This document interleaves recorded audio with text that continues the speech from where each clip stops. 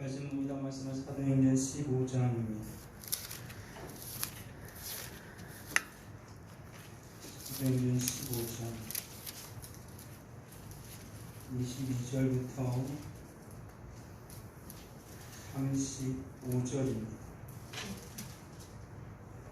사도행전 15장 22절에서 35절 말씀 같이 읽겠습니다.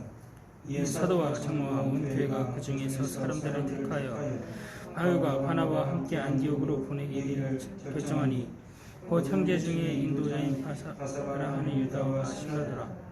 그 편에 편지를 붙여 이르되 사도와 장로된 형제들은 안디옥과 수리아와 킬리기아에 있는 이방인 형제들에게 문안하노라.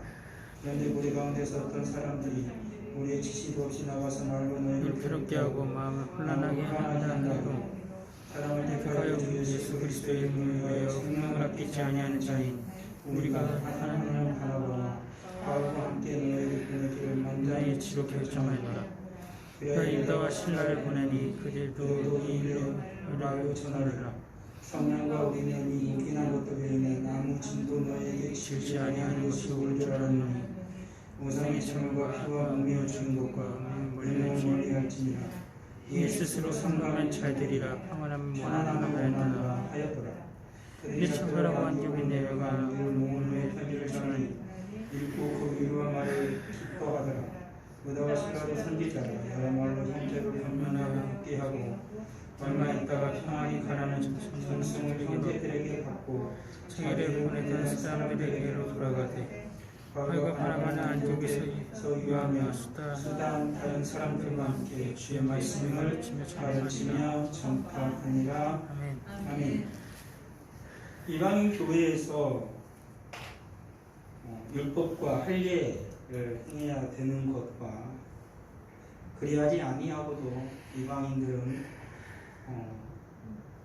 성도가 되어서 하나님을 섬기고 하나님께 예비하는 것과 관련하여서 예루살렘에서 회의가 벌어졌고 그 교회 사도와 장로들은 이방인들은 율법이나 할례를 행하지 않고 받지 않다 하더라도 예수 그리스도를 믿음으로 말미암아 그들이 하나님의 거룩한 자녀로 성도로 살아갈 수 있음에 대해서 안디옥 교회에 분란이 일었던 안디옥 교회에 그리고 그 지방에 있던 모든 교회에 이방인들이 유대인과 같이 행하지 않아도 된다라는 그런 결정을 바울과 바나바를 통하여서 그리고 함께 가는 유다와 실라를 통하여서 그들에게 서신을 보내 그런 사건에 대해서 이제 기록을 한 것이죠. 우리가 저번 주도 말씀을 나눴던 것처럼 유대인들은 여전히 예수를 믿어도 그들은 율법을 준수했고 그리고 할례를 다 받았습니다. 그것은 지금까지 그들에게 계속해서 전해온 전통이고 구약의 말씀이었기 때문에 그들은 그렇게 당연히 행하는 거죠. 그렇지만은 이방인들에게는 율법이 주어진 적이 없고 그리고 특별히 그들이 하나님의 구별된 백성 이스라엘이라는 육체적 표로 할례를 행해본 적도 없습니다. 그런 상황 속에서 예수 그리스도의 복음이 전해졌을 때 예수 그리스도의 복음은 구약의 모든 것을 완성한 것이었고 그리고 예수 그리스도를 믿는 것은 그리고 하나님의 자녀가 되는 표는 육체 할례가 아니라 예수 그리스도를 영과 진리로 고백하고 진심으로 영접할 때 그 마음의 할례가 행하여지고 그리고 그들은 믿는 하나님의 백성이 영적인 이스라엘이 되어지는 것이었죠. 그렇지만 우리가 앞서 살펴본 것처럼 여전히 한 교회 유대인과 그리고 이방인이 같이 거하게 되어지면은 어쩔 수 없이 유대인들이 우위를 점할 수밖에 없었을 것입니다. 왜냐하면 우리가 초대교회에서도 맨 처음 살펴보는 것처럼 예루살렘 교회에서조차도 헬라파 유대인과 히브리파 유대인들이 같이 있을 때에 그리고 그 과부들에게 구제를 행할 때도 히브리파 유대인에게는 잘해주는데 헬라파 유대인은 상대적으로 피해를 받거든요. 그것 때문에 불만이 일어나게 되었던 일을 우리는 충분히 기억할 수 있는 것이죠. 여전히 교회 안에서도 여전히 복음의 시작은 이스라엘부터 시작을 했기 때문에 상대적으로 유대 그 이방인들은 그 교회에 늦게 들어올 때 뭘까요?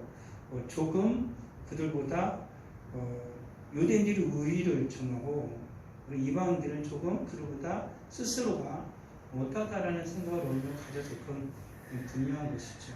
그런 상황 속에서 유대인들이 계속해서 율법이나 할례를 가지고 득세를 부리는 그런 상황이 계속해서 교회 안에서 벌어지게 되어지니까 예루살렘 교회에서 예루살렘 회의를 열고 정확하게 교회가 어떻게 가야 할지를 알려준 것입니다. 그것은 단순히 이방인의 교뿐만 아니라 이스라엘에 있는 예루살렘에 있는 그 교회들도 앞으로 어떻게 나가야 할지를 서서히 질서가 잡혀가는 상황이죠. 오늘날로 보게 되어지면 어떻게 이런 일로 이렇게 크게 수선을 떨까 하겠지만은 지금 현재는 교회가 지금 점점 자리를 잡아가는 상황입니다. 그리고 어떠한 교리를 가지고 교회가 바로 성장해 가야 할지 그리고 하나님의 뜻을 전하면서 복음을 전해야 될지를 지금 계속해서 털을 다져가고 있는 상황이기 때문에 이것이 조금이라도 잘못되어지게 되어지면 교회는 금세 문제를 야기할 수밖에 없고 그리고 교회는 혼란을 맞이할 수밖에 없는 것이죠. 그렇기 때문에 정확하게 아주 단순하더라도 그 문제에 대한 정확한 해결책을 제시해주지 않으면 그건 계속 문제가 되는 것입니다. 우리가 신앙생활을 하면서도 그건 굉장히 중요하죠. 우리가 신앙생활을 하면서 어떤 문제가 생겼을 때 그 문제를 하나님의 말씀으로 정확하게 결론을 내지 못하면 우리의 신앙은 계속해서 흔들리게 되어집니다.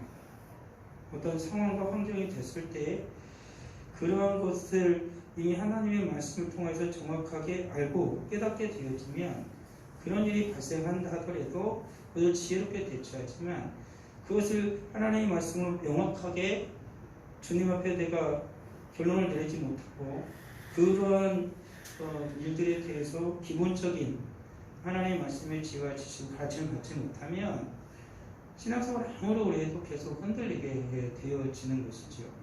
그럴 때는 사람들은 신앙생활을 하면서 그것 때문에 넘어지게 되어집니다. 그래서 성도가 신앙생활을 할 때 하나님의 말씀과 그리고 그 말씀에 기초한 정확한 교리적인 그런 훈련들이 잘 되어진 성도는 신앙생활이 굉장히 건강하죠. 그렇지만 그렇지 못한 사람은 항상 흔들립니다. 자기 감정에 따라서 환경에 따라서 오해를 하기도 하고 그렇게 판단을 해서 계속해서 어려운 신앙생활을 혼란스러운 신앙생활을 하게 되어지죠. 그래서 그렇기 때문에 사랑하는 성도는 분명히 기억을 해야 되는 것입니다. 하나님의 말씀을 명확하게 알아야 하는 것이고 하나님의 말씀을 잘 배워야 되는 것입니다. 그리고 하나님의 말씀에 입각하여서 나의 신앙은 줄곧 달려가야 되는 것이고 하나님의 말씀을 가지고 우리 세상에서도 살아가야 하고 또한 싸워야 하는 것이죠. 근데 그것을 그 모든 것들을 하나님의 말씀을 따라서 지조를 잡지 못하면 그런 채로 또한 신앙생활을 계속 하게 되어지면 성도는 이 오늘과 같이 혼란스러운 상황이 되어지거나 이보다 더 긴급한 상황이 되어져 버리면은 그때부터는 계속해서 우왕좌왕하게 되는 거죠. 그래가지고 신앙이 분명 다운될 수도 있지만 더 큰 문제는 신앙이 그 믿음이 파손할 수도 있는 위험한 그런 지경까지도 이르게 되어지는 것이죠. 안디옥 교회는 지금 그런 상황이었습니다. 교회가 계속해서 부흥하고 계속해서 성장하고 있는 그 상황 속에서 더군다나 이 안디옥 교회 같은 경우는 이 여기를 중심으로 최초로 생긴 이방인의 교회 때문에 이것을 중심으로 해서 계속 복음이 전해지기 시작하는 것이죠. 그 지중해 쪽에 복음이 확 전해지는데 여기에서 중추적인 역할을 하고 성교의 중심이 되어지는 이 교회가 흔들려 버리면 주변의 모든 교회들도 다 흔들려 버리는 것입니다.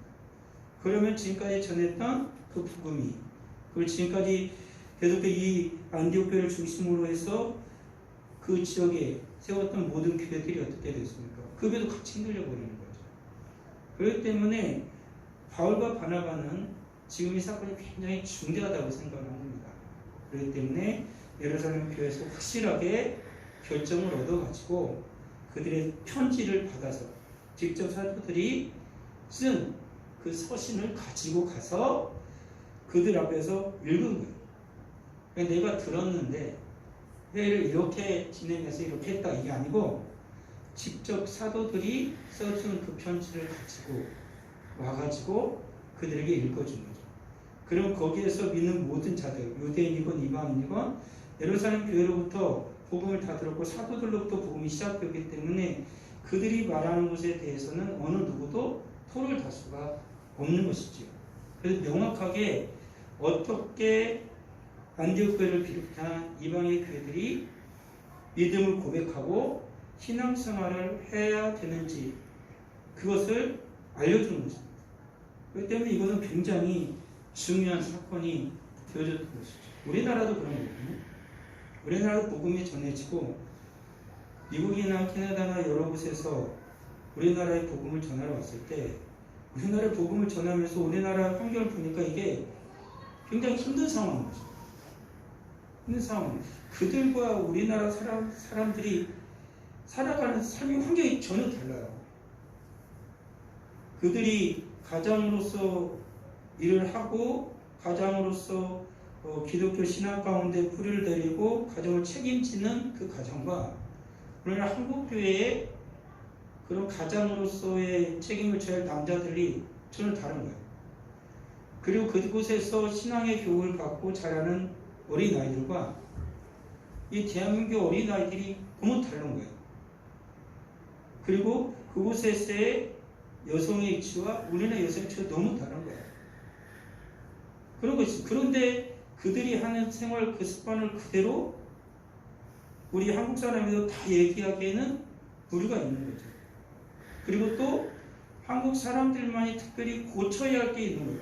그들은 그냥 자연스럽게 살아오는 것들이 한국교회는 뼈저리게 그들의 삶을 붙잡고 있어서 예수를 믿고 살아가는데 너무나 힘겨운 일을 조장하고 있는 모습들이 보여졌다는 것이죠. 그래서 선교사도 우리나라 한국에 갔을 때 몇 가지를 정확하게 제시를 해줬어요. 예수를 믿으면 하면 안 되는 것들을 정해줬어요. 우리나라 환경에 맞게 정해준 거죠. 그래서 우리나라에 예수 믿게 되어지면 사람들이 하지 말아야 할 것들이 정해진 게 몇 가지가 분명하게 있었어요. 첫 번째 뭐냐면 노름하면 안 돼요. 뭐 노름을 오늘날에 어떻게 하나? 우리나라는 농업사였기 때문에 남자들이 농번기 때 하는데 농한기가 되면 겨울이 되면은 다 돈 가지고 투전판에 가서 다 투전을 하는 거예요. 그게 아예 당연한 것처럼 여겨졌던 거죠. 그러니까 죽도록 일해가지고 투전판에 같은 걸 다 날려버려요. 그러니까 가정이 들어요. 그러니까는 그곳에서 그 부인들이 죽어야 일만 하는 거예요. 남자들은 그러면서 돈을 달리는 경우가 많았기 때문에. 그리고 술을 그렇게 퍼마시는 거죠. 힘드니까. 그리고 그 당시에 보게 되면은 애들이 어려서부터 담배를 먹기 시작했어요. 그러니까는 예수 믿으면 술과 담배를 철저히 금했어요. 우리나라 옛날에는 애들이 어려서부터 담배를 다 피고 그러고 돌아다녔다는 거예요. 그러니까 예수를 믿으면 그걸 철저히 금했던 거죠. 그래서 일반 세상 사람들과 예수 믿는 사람들에 대해서 철저히 구별을 해줬어요. 그것만으로도 표가 나게. 그렇게 살아가는 단순한 삶 속에서도 표가 나게 그들을 정해줬죠. 그래서 우리나라에서 그것이 굉장히 지금까지도 그렇게 정해지잖아요. 사실 영국이나 그런 외국 사람들은 그러니까 술에 관계는 좀 굉장히 엄한 것도 있지만 그 사람들은 파이프 담배를 다 폈어요. 근데 아이들과 같이 그런 것에 대해서 쪄들어서 사는 삶은 아니었다는 것이죠. 그러니까 우리나라에서는 그게 좀 심했던 거예요.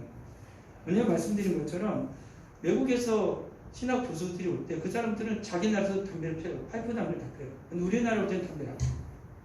왜 그러냐면은 우리나라의 신앙이 여기에 뿌리를 대면서 어떻게 했는지를 알기 때문에 그런 생활이 철저하게 이제 우리나라의 상황에 맞게 그렇게 뿌리를 내리게 되는 것이죠. 그렇다고 해서 그들이 하는 모든 것을 다 그들이 뭡니까 수세기 동안 예수를 믿으면서 자기들의 몸에 배인 그런 신앙생활을 한국교회 예수 믿는 사람, 한국교회 가는 사람 예수 믿는 순간부터 그대로 하라고는 안 했어요. 그렇게 못할 거니까. 그렇게 못할 거니까. 그러면서 우리는 뭐 그 1세기 조금 넘잖아요. 예수 기독교가 전해진 지가. 그렇기 때문에 우리가 그들 같은 신앙의 삶이 뿌리를 가져 깊숙이 다 내리는 것은 상당히 오랜 시간이 걸리는 것은 당연한 거죠. 그 모든 기반이 아예 기독교화 되어져서 시작되어진 나라야. 그리고 이 나라 같은 경우는 완전히 샤머니즘부터 시작해서 우상의 쩌들은 그러한 유교 사회의 쩌들은 그런 나라에서 복음이 씨앗에 뿌려져서 계속해서 신앙이 자라는 많이 다르거든요. 그래서 우리나라 한국교회와 우리에게 복음을 전해준 그런 서방교회는 상당히 교회 안에서도 차이가 많이 납니다. 그런 것들이 인정하지 않으면 인정하지 않을 수가 없는 것이죠. 그와 같이 이방인의 교회와 계속해서 이스라엘들이 유대인들이 하나님을 숨기면서 살아온 그 삶이 너무나 달랐기 때문에 이방인들에게는 예수를 믿음으로 말미암아 구원을 받게 되어지고 그들이 믿게 되었을 때 이방인들과 충분히 구별되어질 수 있는 생활을 하도록 그들에게 얘기를 해준 거예요. 그러니까 우리나라에서도 예수 믿으면 술, 담배는 전혀 안 하더라 이렇게 얘기한 것처럼 이 당시에 이방인 사회에서도 예수 믿게 되어지면 그들은 이런 일을 안 하더라는 거예요. 우상의 재물을 안 먹더라. 그리고 피와 목매어 죽인 것들을 안 먹더라. 그리고 음행을 멀리하더라. 이렇게 딱 결정합니다. 그러니까 그 당시의 사회가 어떤 사회냐면 그들은 반드시 어떠한 고기나 귀한 것을 재물을 먹을 때 먼저 우상한테 제사를 드렸다는 거죠. 그래서 바울이 이후에서도 고기를 먹느냐 안 먹느냐 이 문제는 뭐냐면 우상에게 드린 고기를 먹느냐 안 먹느냐. 보통 이들이 고기는 어떻게 되냐면 시장에서 사올 거 아닙니까?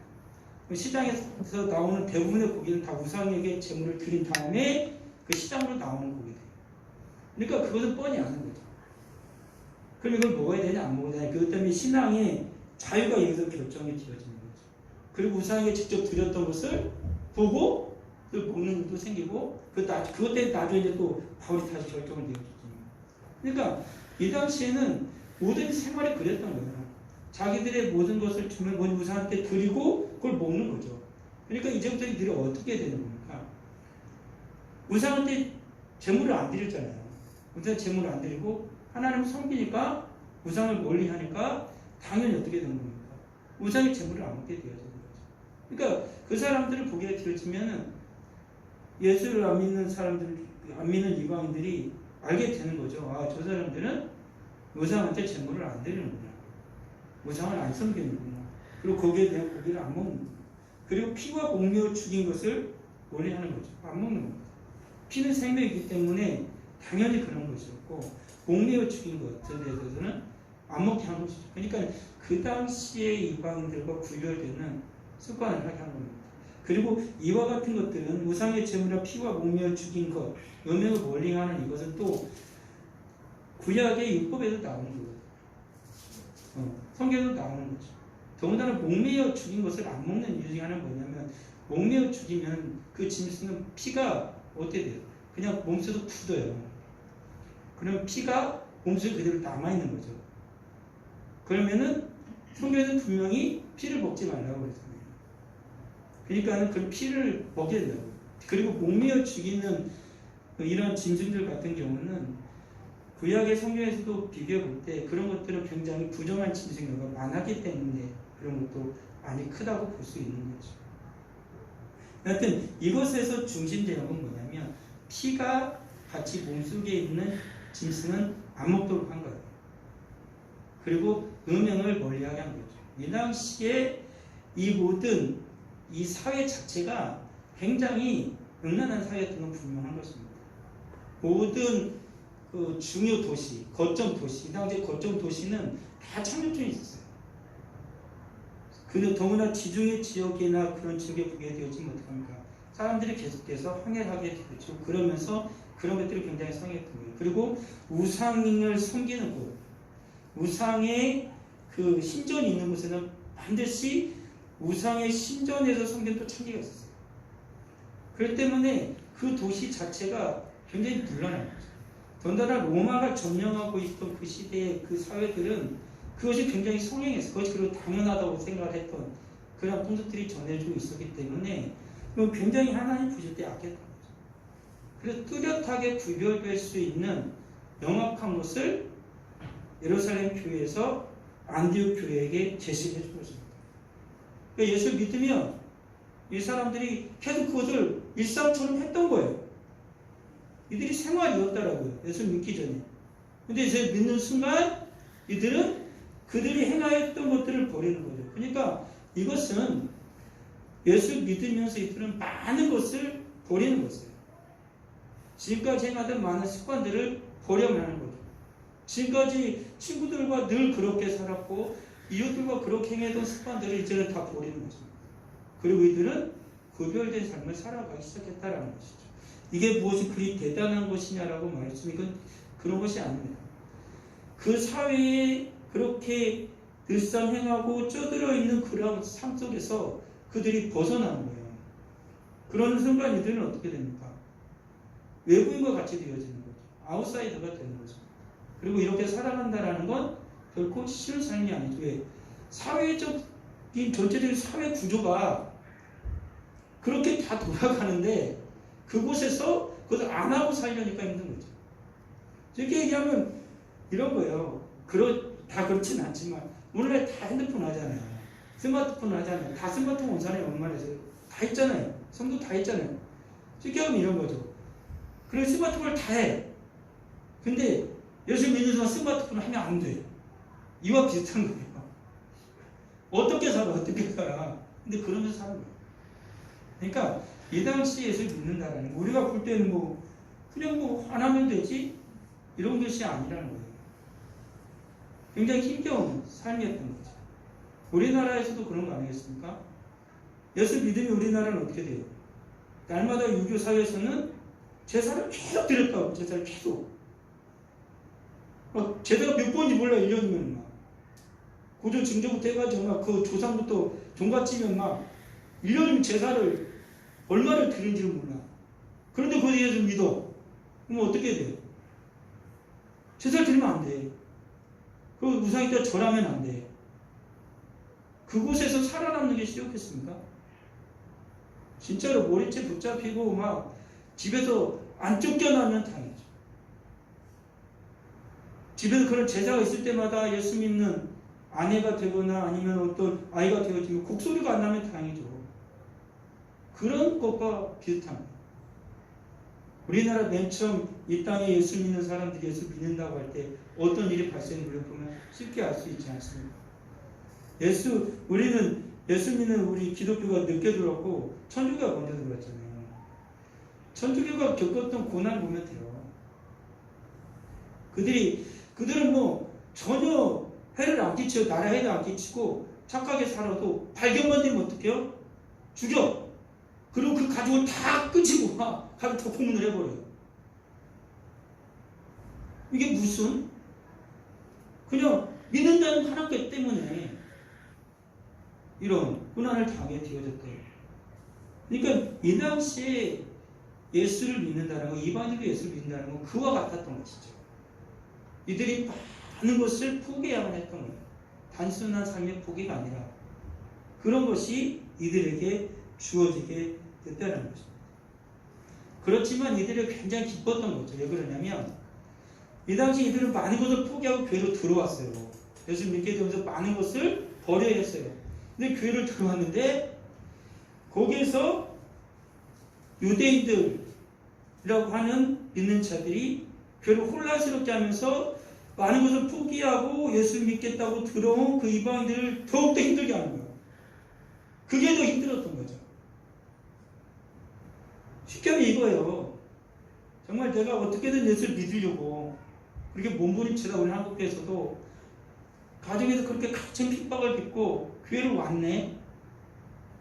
그랬더니 교회를 와보니까 좀 편이 좀 다른 편의 예를 들자면 이런 거예요. 교회를 왔는데 오랫동안 자기들이 많이 배우고 그리고 양반이라는 소위 그런 사람이 잘 사는 사람들이 교회에 다 앉아있어. 근데 가난하고 그 딱 와보니까는 내가 집에서 그 예전에 그 집 가서 조금 종살이를 하고 조금 그 농번기 때 일 도와주면서 먹을 걸 얻어먹던 그 양반이 딱 앉아있네. 근데 갔더니 그 교회에서도 그 사람이 양반에게 계속 하면 나한테 마치 종들이 듯해. 그럼 어떻겠어요?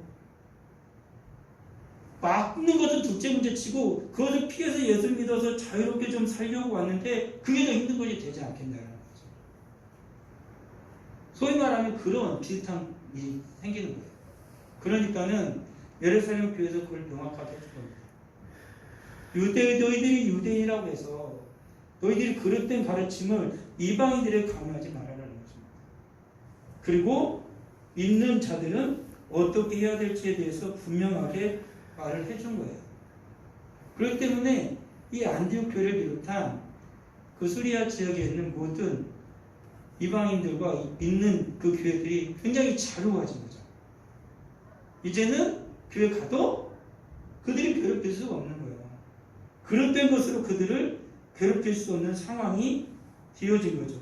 들은즉 우리 가운데 어떤 사람들이 우리의 지지도 없이 나가서 말로 너희를 괴롭게 하고 마음을 혼란하게 한다고.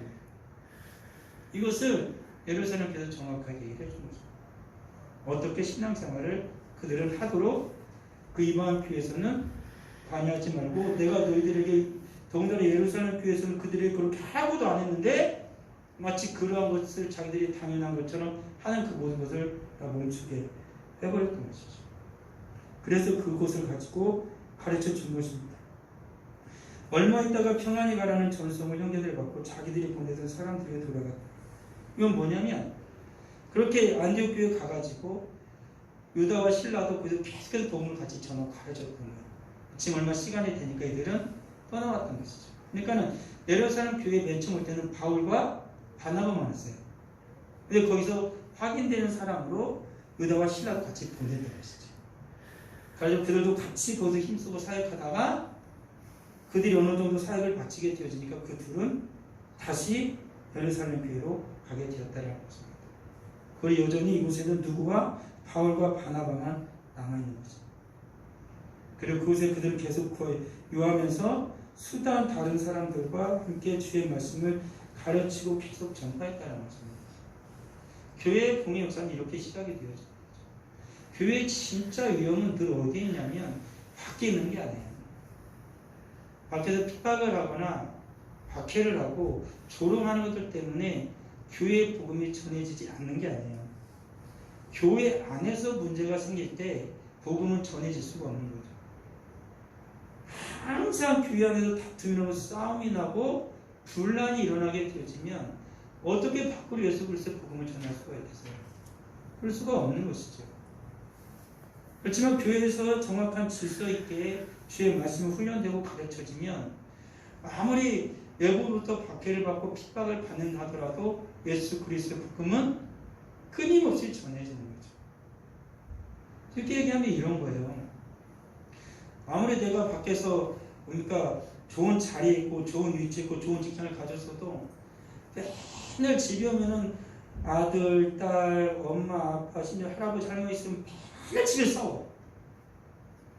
네 직장이 어떻다냐부터 시작해서 계속 싸우고 다투고 아이들 학교 가고 계속 다투고 남편은 막 또 이런저런 것 때문에 또 같이 계속 집에 계속 맨날 다투.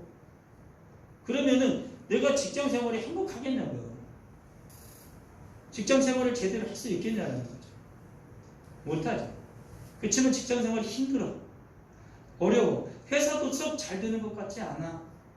자녀들도 학교 다니는데 그렇게 좋은 환경이 아니야. 근데 집에 오면 서로 위로하고 화목하고 격려하고 정말로 조금 뭡니까 그곳에서 웃을 일이 기쁠 일이 행복할 일이 계속해서 생겨. 그러면 어떻겠습니까? 힘들고 어렵고 정말로 내가 위태롭지만 내 아이들 위해서, 우리 가정을 위해서, 내 아내를 위해서, 내 남편을 위해서, 내 부모를 위해서 어떻게 해요? 열심히 하는 거예요. 더.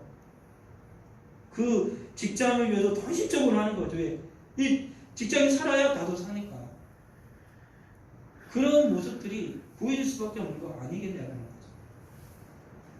이방인의 도시에 교회가 세워졌어요. 얼마나 힘들겠어요.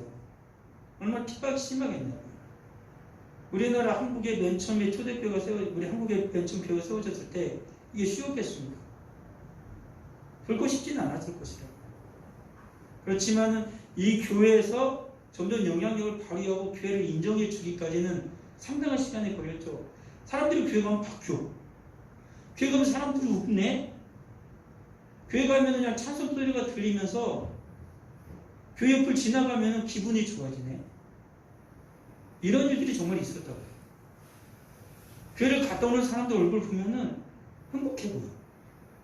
그리고 교회를 다니는 집은 싸움도 별로 안 해. 아내를 남편이 막 술 퍼먹고 와가지고 두드려 팰 일도 없고 자식을 함부로 한 일도 없네. 이런 일들이 예수 믿는 사람들의 가정에서 교회에서 생기는 걸 보는 거죠. 그러면서 사회에서 어떻게 합니까? 인정을 해주는 거죠. 예수를 믿는다면 인정을 해줘요. 교회 다닌다면 인정을 해줘요. 한참 교회가 부흥할 때는 내가 어느 교회 집사라고 그러면은 물어보지도 않고 내가 돈 안 갖고 왔어요 그러면은 그냥 가져가라고 했다는 거예요. 어느 교회 장로라고 그러면은 그걸 진짜 믿어주는 거죠. 근데 나중에 교회가 점점 타락하면서 어떻게 돼요? 목사님하고 장로님하고 교회 다닌다고 사기치기 시작하니까 문제가 생긴 거죠. 나중에 그게 더 문제가 되는 거죠. 그렇지만 교회 안에서 확실한 주의 말씀을 가지고 온전하게 가르침하고 바르게 살아가게 되어지면은 어떻게 된다는 거예요?